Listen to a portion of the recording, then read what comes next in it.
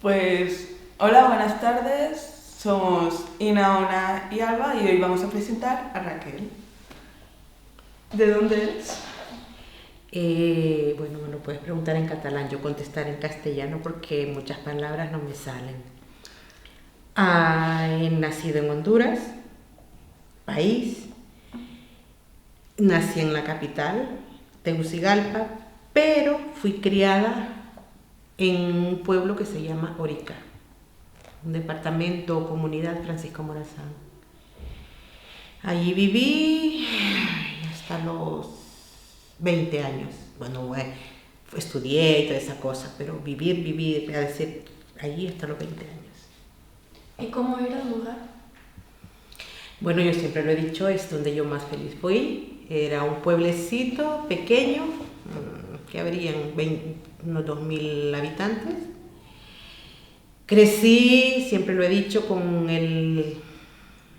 esa cosa de la nieta de, la hija de, y eso pesa, eso sí que siempre lo he dicho a mis hijos, pero fui feliz. Mi infancia fue la mejor infancia que creo que un niño puede tener. ¿A qué se dedicaban tus padres? Eran maestros, sí que había escuela en el pueblo, pero ellos trabajaban fuera del pueblo. Ellos trabajaban, digamos, toda una cochuspina en los pueblos, en los alrededores. Ellos eran maestros y trabajaban en los alrededores. Entonces prácticamente marchaban pronto y regresaban pronto porque era doble, las clases eran mañana-tarde y quedamos con los abuelos, criados con abuelos maternos y paternos. ¿Fue difícil para ti eso? No, porque uno de niño es muy inconsciente. Aparte que, no sé, mi familia, mis hermanos y parte de mis sobrinos, tenemos mucho, ¿cómo me explico? La imagen de mi abuela es como el centro de mi familia, la madre, la abuela materna. Todos los recuerdos de infancia y de esto es más con mi abuela que con mis propios padres. Nos dieron todo, no nos hizo falta de nada, prácticamente entre comillas, pero sí que es verdad que ellos estaban pendientes si nos enfermábamos, si nos hacía falta lo que fuese, vestirnos, tener techo, que no nos faltara de nada. Eso no, por supuesto que no nos hizo falta de nada. Pero tampoco nos hizo falta, no tuvimos carencias de amor de parte de ellos, tampoco, porque sí que es verdad que se iban a trabajar, pero estaban presentes, formaban parte de nosotros. ¿Cómo vive la gente en Honduras? A ver, actualmente es muy diferente a cuando yo crecí. Supongo que, a ver, no provengo de una familia súper adinerada, pero sí acomodada. Pensar que yo en mi niñez no sabía distinguir lo que era tener y no tener. Siempre en mi casa siempre hemos dicho, mis tíos, tanto por una parte como por otra, fueron los primeros niños que usaron calzado en el pueblo, para que entendáis la diferencia. Fueron las primeras personas que fueron a una universidad, que estudiaron fuera del pueblo, que se pudieron graduar, que pudieron tener un estatus, digamos. Los primeros graduados universitarios fueron los hijos de mi abuelo por parte de padre y los hijos de mi abuela por parte de madre. Más fueron los primeros, no los primeros, pero sí legalmente viajar a otros países. Uno de mis tíos viajó a Japón, hizo su maestría en Japón y en Estados Unidos. La que escogió una carrera más o menos tal fue mi madre, que ellos la molestaban mucho y solo recuerdo yo de niña que le decían a mi madre, la pobretona de la familia, porque escogió una carrera que para ellos, uno es abogado y el otro era ingeniero. Entonces ellos decían que mi madre había escogido la peor carrera de los pobres, le decían, y mi madre les decía, yo quiero ser feliz, esto es lo que me gusta. Entonces yo en esa etapa yo no soy consciente, yo a ellos les he dicho, yo manejé el dinero desde temprana edad, o sea, yo pedía y se me daba. A mí, mi tío cuando ya fue graduado, cuando ya él tenía trabajo y todo esto, a mí darme como quien dice 500 euros para que te vayas a comprar era lo de menos. En aquellos dorados tiempos que se supone que la gente, pues a menos que ahora podía. Nos cambió la vida, sí. Pero en esa época, en el pueblo, yo no soy consciente de esto. Yo soy consciente del abismo que hay entre una persona que puede salir adelante y la que no puede. Yo soy consciente de eso ya casada. Cuando ya tengo mis hijos, es cuando yo veo la pobreza en la realidad pura y dura. Y la veo en la ciudad, no en el pueblo. Ellos tenían ganado, con cabezas de ganado incontables, montañas de café, no una, sino varias. Entonces había mucha gente empleada en casa, se les cocinaba, y habían varias cocineras, habían los comedores grandes donde los trabajadores comían, estaba la caballeriza donde estaban los caballos y yo me iba y me podía subir a cualquier caballo. O sea, por eso yo digo, yo tuve una infancia muy feliz. O sea, a mí no me hizo falta de nada, no tuve carencias, ni de cariño, ni de económica. Entonces yo por eso digo, yo no fui consciente de todo esto hasta después ya adulta y señora. Porque si yo miraba a una persona que necesitaba y le falta frijol, le decía, no, ya se preocupe, yo voy, tome, le decía. Y mi abuela, que en paz descanse, era una señora y era enfermera. Y todas las personas con dinero, sin dinero, iban donde ella. Y mi abuela, si miraba que la persona tenía, pues yo veía que abuela cobraba. Pero si miraba que una persona era humilde y todo eso, abuela no cobraba. Y le daba la medicación hasta el último día de que ese niño se curara o esa persona se curara. Y siempre le digo, cuando mi abuela murió, la gente no cabía en el pueblo. O sea, un entierro como ese, nunca más lo ha vuelto a ver. Nunca. Porque venían de las aldeas, de los pueblecitos iban a donde doña Conchita que los curara de esto, hubiese o no hubiese dinero. Y en época que hubo, como en todos los países que hubo escasez, mi abuela, los dos tenían, pero mi abuelo era más resabido, y mi abuela por parte de madre no. En una escasez solo donde mi abuela por parte de madre había grano, maíz y frijol, que es el producto más para la gente más humilde. Y mamá les decía a las personas que en realidad lo estaban pasando mal, les dijo, vénganse a casa, cocinan el maíz, cocinan los frijoles, ordeñan las vacas, hacemos matanza, coman y luego váyanse a su casa y lleven para sus familias, para sus hijos. Así durante un mes, porque no llovió, no había de esto, o sea, se podían dar ese lujo. Si ya se dieron el lujo de darles estudio a los hijos, enviarlos y todo eso, podían hacerlo. Entonces ellos nunca dijeron esto solo es para nosotros, no. Y supongo que de ahí viene todo, que a nosotros, tengamos o no tengamos, nos da igual, porque había una palabra mágica que mis dos abuelas siempre decían, Dios proveerá, porque son creyente y de fe. Que no lo practiquemos es otra cosa, pero siempre decimos, no te preocupes, Dios proveerá. Siempre tenemos en mi familia esa palabra, porque en casa siempre se ve esa palabra. Y no sé, estudié en el pueblo, saqué lo que es ahora la ESO, digamos, allá se dice ciclo,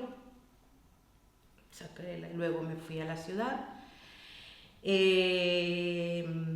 Se me metió entre ceja y ceja que yo quería ser mecánico de aviación y ingresé a la Fuerza Aérea.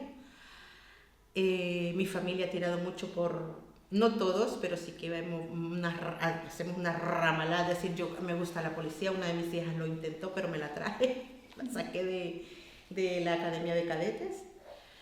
Pero puesta ahí pasó un incidente que prefiero no hablar, y entonces mi familia, como yo era menor de edad, decidieron sacarme y decir, busca por otro rumbo que por ahí no va a ser.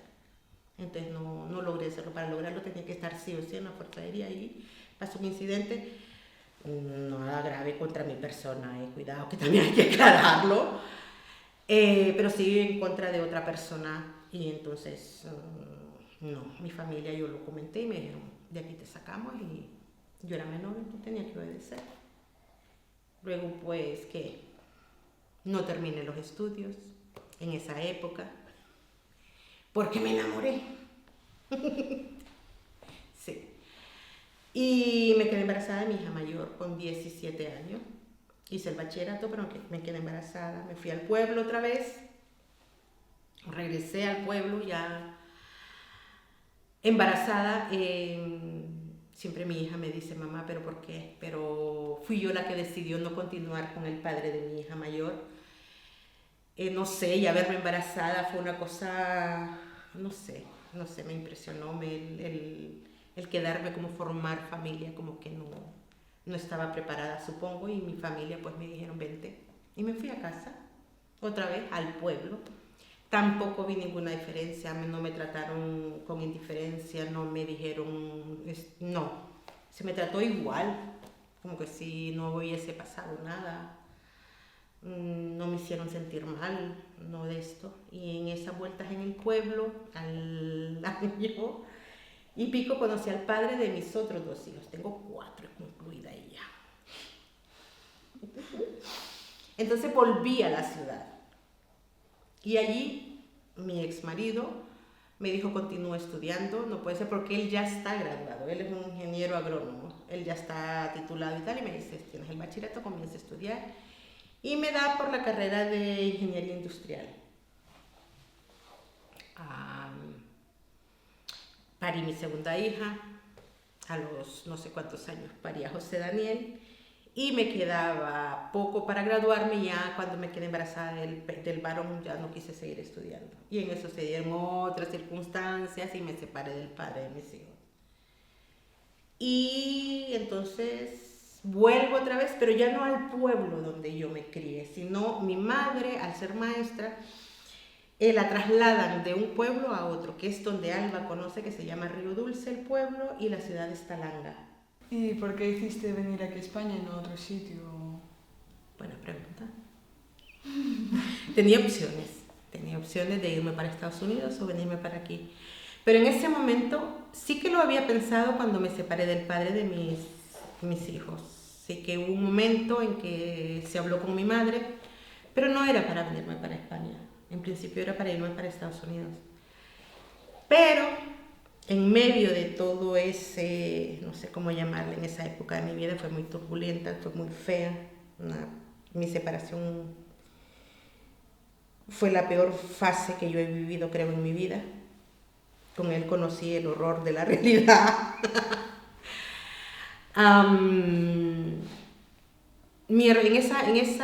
En esa fase en que yo me separo del padre de mis hijos, que yo vuelvo a casa de mi madre, digamos, no al pueblo, pero sí donde está mi madre, dejo los niños en casa de madre y me vengo a la ciudad ya. Yo no había trabajado, cuidado, yo no había trabajado, yo me había casado, pero no había tenido la necesidad como mujer o como madre de trabajar. Pero al separarme, yo me veo, no porque yo perfectamente pude haberme quedado viviendo con madre y que me siguiera manteniendo ella con los niños porque me lo propusieron. Vaya, te quedas en casa, te encargas de las cosas de casa, no pasa nada, crías el niño que era pequeño, el varón, que crezca como lo has hecho con los demás, no trabajes, quédate un año en casa, pero no lo vi justo. No lo vi justo para mí, me dolió el que tener que dejar los niños con mi madre, pero decidí venirme a trabajar porque dije, tras es que pedirle a madre para las compresas, para un caramelo o para la medicación de mis hijos, pues como que no. O sea, yo quería ser responsable de mis hijos. Entonces me dejé los muchachos con mi madre y me fui a la ciudad. En medio de eso pasarían 3 años. Y el novio de mi hermana viene para España. Su madre está aquí y se lo trae al novio de mi hermana, la tercera. Y él se trae a mi hermana. 2 años. Él se trae a mi hermana. En ese lapso mi hermana se queda embarazada. Y ella se encuentra sola aquí. Y le pide a mi madre que uno de nosotros, somos 6 hermanos, para empezar, somos 6 hermanos. Entonces allá habemos 5. Le pide a mi madre que uno de nosotros se venga, que ella nos paga todo, pero en el momento de dar a luz no quiere estar sola. Y mi madre nos reúne a todos y todo el mundo dijo que no. Mi madre pilló un rebote. Nos dijo de todo, más que todo porque ella nos crió muy unidos, pero ya eso de viajar para acá a España como que a nadie no... Ella se vino por el novio. O sea, porque teníamos que venir nosotros, ¿no? O sea, no... ¿Cómo os imaginabais que era vosotros? Esto aquí no me lo no, como no era algo que yo tuviese en mente, no me lo imaginé. No me lo imaginé, honestamente no. No. Yo fue llegar aquí y encontrármelo. Cambio de moneda, el idioma porque yo vine directamente a donde sigo viviendo ahora, Moya. Entonces, sí, fue diferente. O sea, yo llegué cuando eran las pesetas. Claro. Entonces fue diferente. La historia es que a mí, yo dije no, porque tengo 3 hijos, tengo uno pequeño, José Daniel entonces solo tenía 3 añitos. O sea, yo decía, no, me necesita todavía.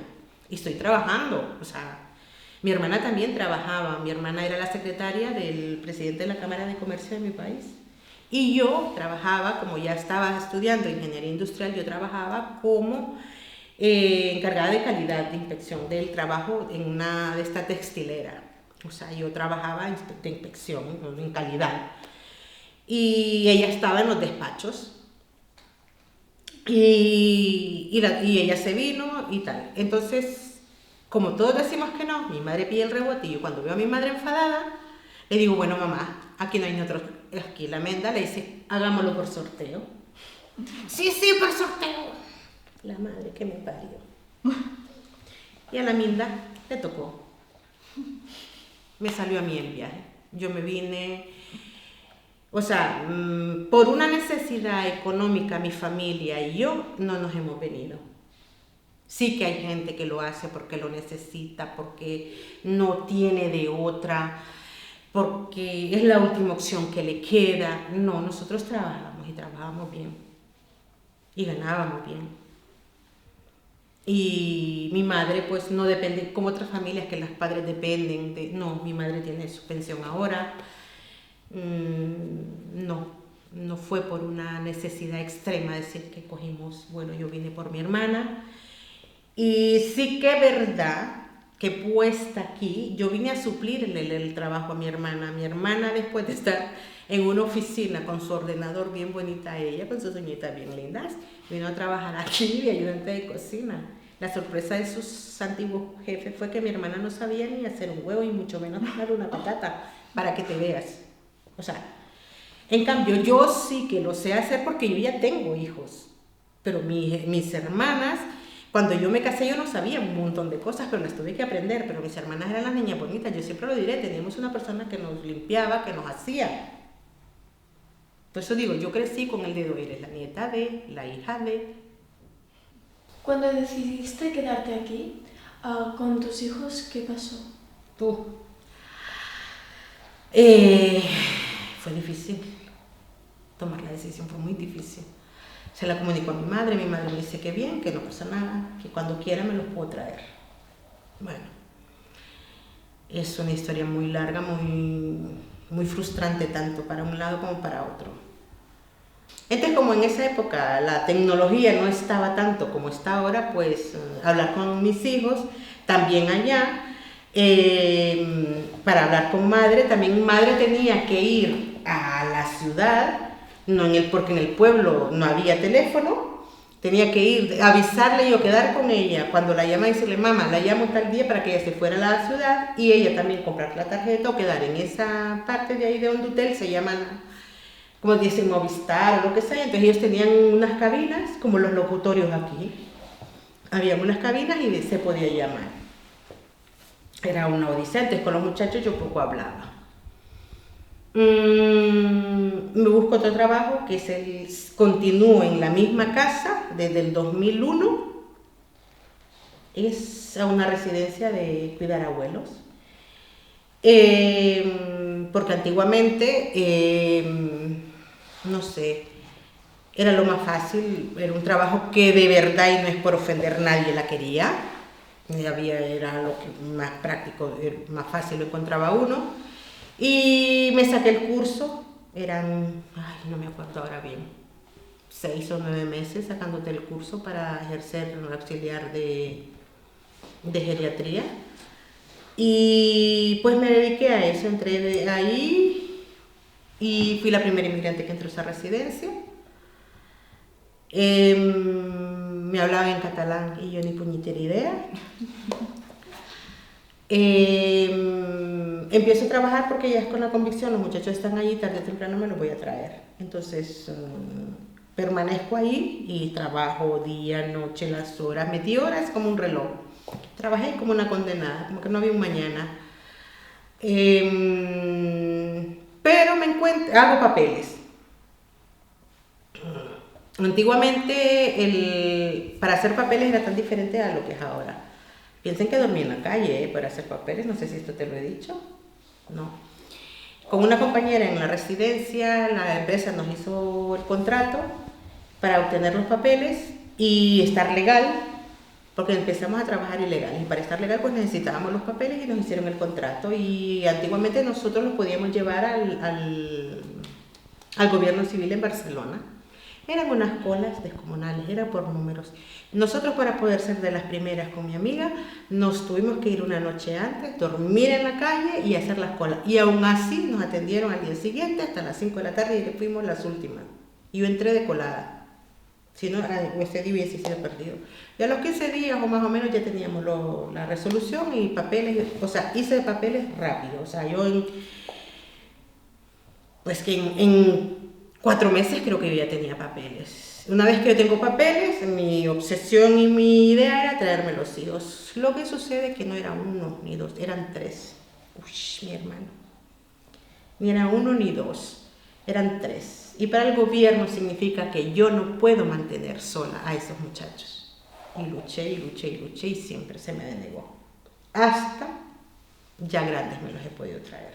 Pero mientras tanto yo continuaba con ellos, o sea, me costó traerlos. Y me los traje ilegal, que conste. Porque como no me los podía... De pequeños, yo decía, si yo estoy trabajando, cada quien tiene su vida, porque no es lo mismo. ¿Quién me los va a cuidar?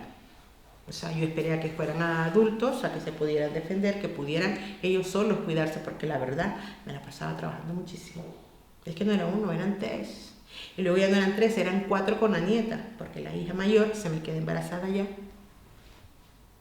Y hay que apoyarla. Entonces me los he traído ya grandes. ¿Los catalanes, cuando estuviste trabajando, que nos lo has explicado, te acogieron o te dejaron como un poco excluido? No lo sentí así. No.